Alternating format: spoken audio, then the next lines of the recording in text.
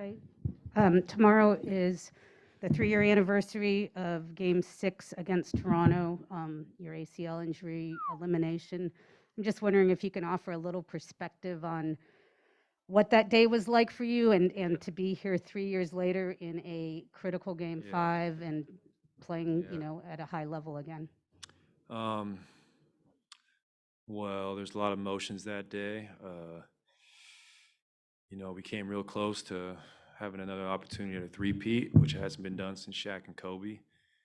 And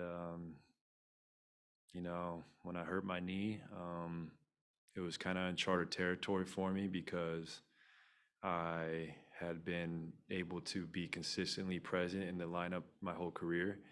So I had to kind of realign my whole train of thought with the months coming up. It was just I knew I had a lot of training ahead, and I knew it was actually hard because I didn't really get a break.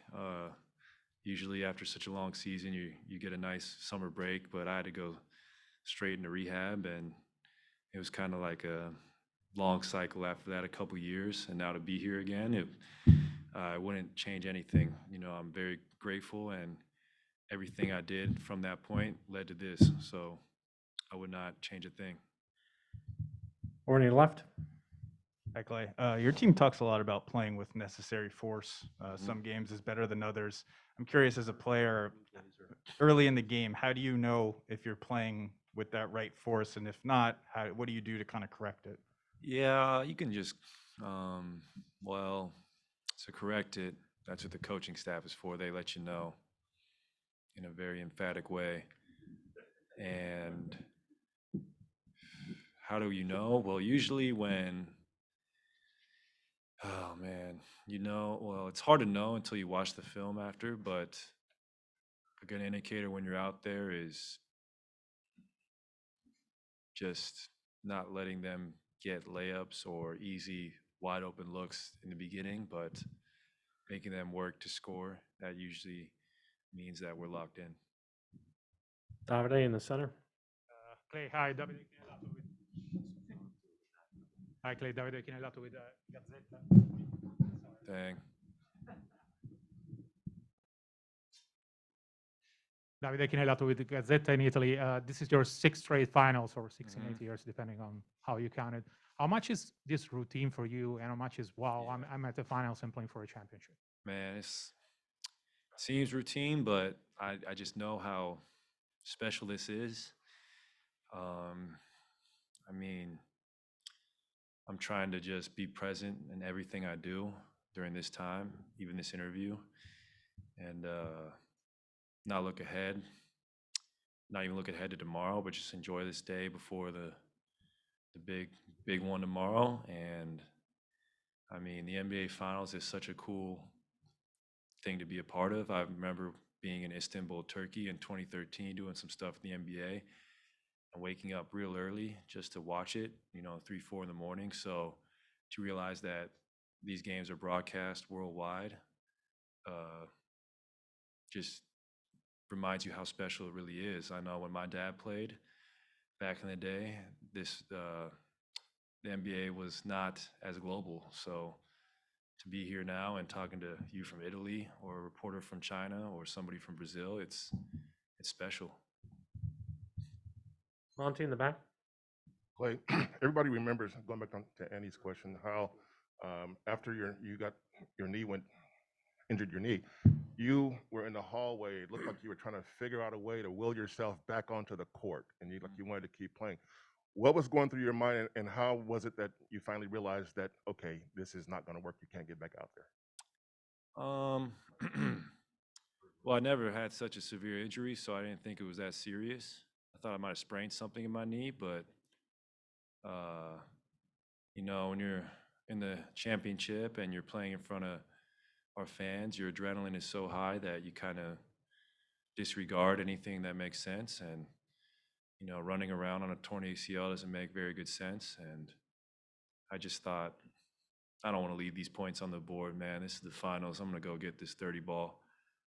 And then on top of that, I went to the back and they did a little test, and they came out with the conclusion that I should probably put some crutches on. And wow, what a time! 3 years ago. Wow, just goes by fast. Vince? Klay, Vince Goodwill, Yahoo Sports. In the aftermath of Game 4 on social media, there was a lot of Steph praise from Dwayne Wade and LeBron James, and it seems like that's kind of they've grown to respect him more or admire him more. Have you seen that as far as maybe from your peers over the past, 4 or 5 years, as opposed to when you guys first really got going? That there's a real admiration for what you guys do. Uh, yeah, I guess. I mean, that we're still here. I think that we're knocking on the door of another championship. I think that hopefully,